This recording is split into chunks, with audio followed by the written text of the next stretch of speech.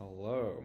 Okay, so uh, we're going to talk about the OpenAI agent SDK today.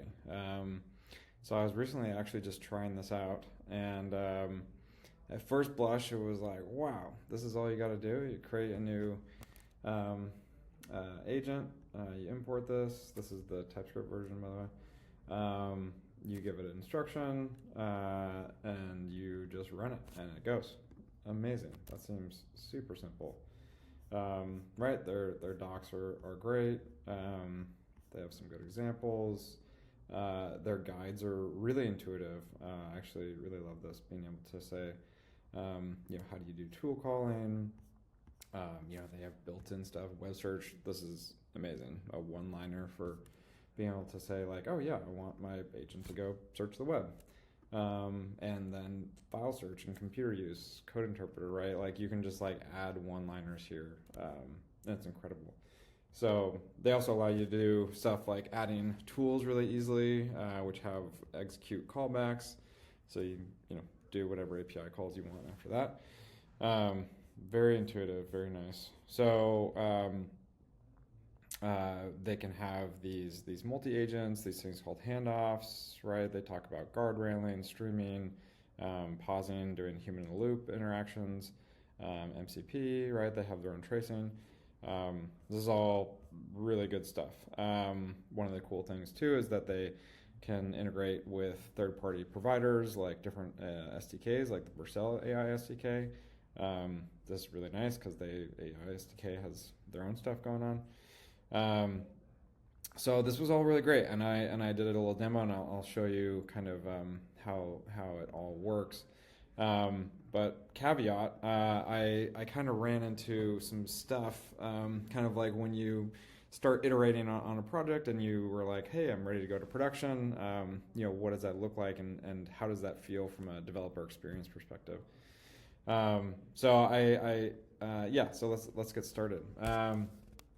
So coming over here to cursor, it's pretty easy, as you saw, to define your agent. And the use case here that I am doing is I want a startup validator idea. And the way that I want to do that is to create synthetic profiles to be able to go and ask product questions about it and have these synthetic profiles created by an LLM agent that has different backgrounds, pain points, needs, that kind of thing.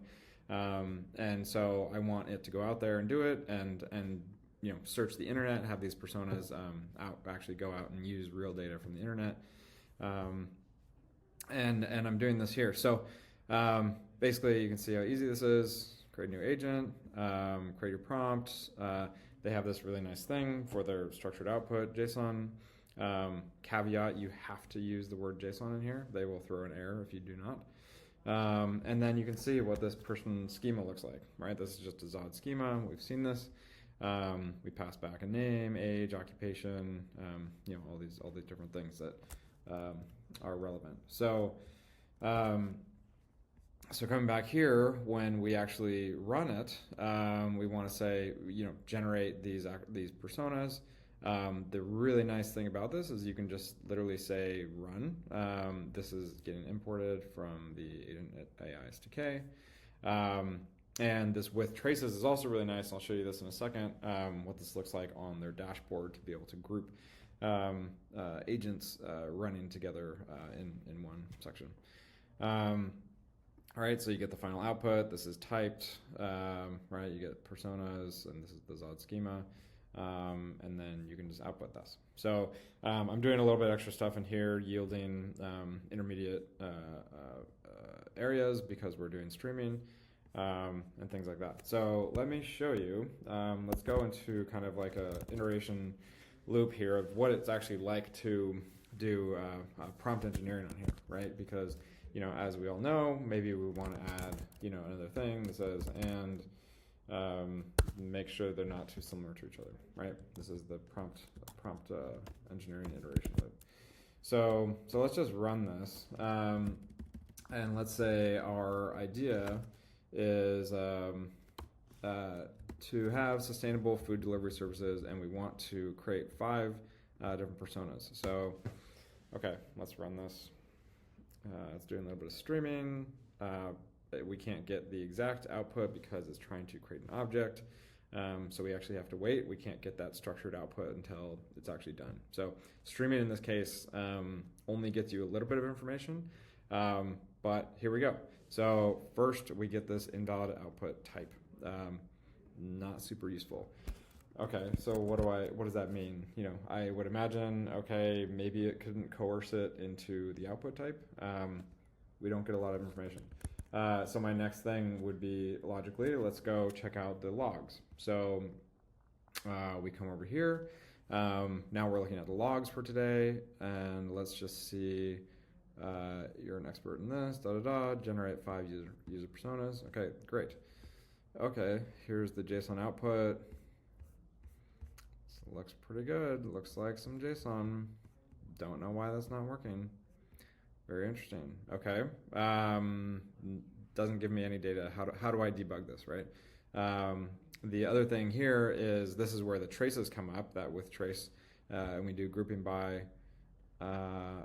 Okay.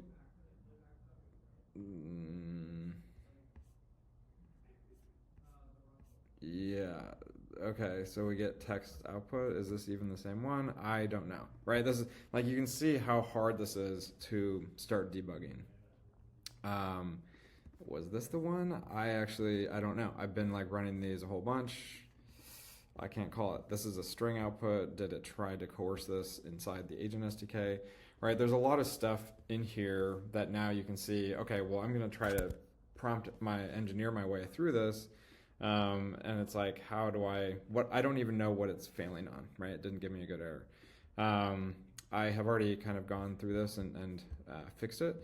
So here I kind of gave it a few shot example where it says, okay, this is what it should look like. Here's the example JSON format. Now let's do it. Even though I would assume I wouldn't actually have to do this because I'm already passing in the JSON object type. I think it should do it for me, in my opinion. So let's run this one. Same thing, sustainable food service, processing, still have to wait because it's a generic, it's a formatted output, JSON output. So it wouldn't really make sense to stream it. Okay, sweet. This is just how I've formatted it in the CLI. Great, we did persona. They're getting backgrounds. Perfect, we got 5 of them. Great, love that. Okay, so now coming back over to logs. Okay, looks like we got a new one that came in. It has the updated prompt. The output looks exactly the same. Okay, have no idea why the other one failed. Come back in here. Okay, now we have a little bit more information here. Again, the output looks fine. So you can see here, like, it's very hard to debug, which is very frustrating. So I'm gonna plug a little bit here because I shill my own product, which simplifies a lot of this experience, a lot of like the developer loop, the developer experience through being able to prompt engineer yourself, through this, doing structured output, streaming structured output, all of these things that are very much needed when you're building any sort of LM application. So what we're going to use here is called BAML. And so BAML is another library, but it's also a programming language that allows you to build your agents and your LLM apps with this new programming language, which is amazing. I mean, it just like works out of the box. It gives you low-level primitives to be able to see and debug and be able to actually do your prompt iteration inside of VS Code right where you're living. You don't have to jump out to a logs page. You don't have to come back, all these things. So I'll show you a little example of what that looks like. So the difference is, defining your agent in your TypeScript code, your Python code, whatever it is. You do that here with the agent SDK. With BAML, you actually have these new files, .baml files.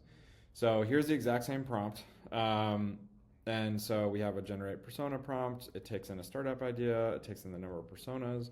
right? And you can see now how much easier this is to just like look at, this is the whole prompt, right? And there's no mixing in extra stuff. Like I don't, like the agent SDK sometimes injects extra information that I just, don't know what actually was showing up until I go to their UI and look at the logs. And it just, again, the iteration loop is very difficult to see. So you can see here, we're going to output a persona. It's going to have these things. We don't need descriptions on them. We're going to let the LLM coerce it into that. And one of the really cool things is for the other one, we had to create an entire CLI that tried to stream this output and do all this stuff, right? There's this like if you're doing a web app, if you're doing anything else, you have to basically create your own tooling just to be able to test these prompts and do iterations on them, right? And it's just like, everybody's going to have their own version of tooling and all these things. So what BAML did is they said, we're going to provide the tooling for you. We're going to allow you to run your own tests based off different things. Let's say this is sustainable food service delivery, and let's run this test. And so let's see what happens here. So immediately we get inside Cursor, VS Code, whatever, you can see the exact prompt that we're about to send to the LLM. You can even see it in different ways. You can look at the actual tokens that it's sent. So now you can see, hey, how much am I going to be spending here? And then you can even see the raw curl. You can copy paste this to your command line, and you can just like actually run this. So there's no obfuscation of like we're adding more stuff in there. What you see is what you get, and it's very clear. There's no magic happening behind the scenes. So let's test this. You can see we've injected these variables. We're going to do 3 profiles, and let's run it. So you see right away, we get this output right in VS Code. And you can see this. It's streaming the actual output. We don't have to wait for the whole thing. It's already coercing it into the correct format. It's doing partial JSON object types, which is incredible, which is something that you can't get. You can't get in these other libraries. And the only reason you can get that is because this custom programming language we've defined, we know the type that you're trying to coerce it into. So we know ahead of time before the LLM actually spits anything out that you're looking for background, you're looking for name, you're looking for age, and that's how we can get these partial type streaming types, which is incredible. It allows you to do all sorts of things, especially when you're doing UIs. You can do these streaming UI types, which we can go in a little bit later. But you can see how easy it is. Let's say we wanted to add, what do you want to add? Cursor, make something up. Validation questions. Okay, maybe they have some stuff. Okay, so what did this do? That's the only place we updated it. But you can see here, all it is because we have this context output format, it just says, okay, great, we just added this validation questions. We didn't update the prompt, we didn't do anything. Let's just see what happens. Okay, it's coming out, it's creating background, pain points, boom, validation questions. Incredible. I didn't have to do anything. I mean, that's not just the power of BAML, it's also the power of LLMs and how it can infer that, okay, based off of this prompt, you're also asking for this now. So super powerful. You can see the iteration loop and how much faster it is. And if there's an error, you'll see it right away. There's no question of, oh, I have to go over to this UI. I have to find the specific log output. Was it this one? Was it this one? And then you're like, whoa, what is this prompt? It's not formatted. Where's my input? I can't differentiate between that. Okay, great, you did JSON output, but there was an error here. So like where are you going to tell me that there was an error? I have no idea. That's, and going into production, it's like, you start seeing errors and they're not showing up in any of these observability platforms. It's like, you would think that your stuff's working perfectly fine, and yet the user is seeing these errors. So the power of BAML, you can see it here. It's amazing. Your iteration loop is super quick. And so let's just actually, I also created a little CLI just to do a direct one-to-one comparison. So this streaming output, you can see here, we actually export these types for you. So when you import the code actually gets generated for you. And so you can see here, we actually are exporting this type. This is the same type that you defined in here, this persona. So you can see this persona has these same types. This is a TypeScript type, which now allows you to work with all this stuff. So here's how you call the stream output. You say, hey, this is my function. This is type safe. Generate personas. We're passing in the idea. We're passing in the number, right? Those are the two inputs into the thing, and we're going to return this persona output. So right now you can see this returns a BAML stream. It's a partial stream, right? As we were talking about before. You can get that like intermediate state of the JSON object. You don't need to wait until the entire stream from the LLM is done trying to parse that JSON. We do that behind the scenes on your behalf. So again, the normal for wait loop on a stream, but you can see here the stream is a partial of this persona. So now we can do things in the middle of this and yield things like we're processing this person. We can output their name, processing person. Yeah. And so then we can tell which persona it is. Right, and then at the end of it, we say, okay, great. Now we know we're done with the stream. Let's get that actual full object back and return that. So let's just look at that CLI. Same thing. Here we are. We're going to stream this. Okay, you can immediately see the difference. We're processing the first person. Now we're going to process the second one. Okay, we're getting intermediate data back in between. So this is because the LM is streaming things in different, and we're getting information back in different orders that we're being able to parse it in that partial format. But again, perfect. So we got the same exact information out as we did before. But you can see here that it did it in a real streaming way, not just a, hey, we're looking for structured output and we can't do it until the end of the thing. So yeah, I think that wraps it up. The TLDR, I think, again, OpenAI has done a great job at simplifying how you build agents, but they also obfuscate a lot of stuff that once you start running into issues and errors and you want to do prompt iteration, it just becomes really difficult. To me, this is like the V0 or Bolt or any of those great prototyping tools. But as soon as you get past a prototype and you want to go to production, it becomes very difficult. And so, coming back to BAML and some of the pros there, just like it gives you that observability right next to where you're actually coding the prompt, right? And that's the power of giving you low-level functions and prototypes for being able to do that. So anyway, I'm biased, but I think Boundary is the clear winner here. So all right, thanks again.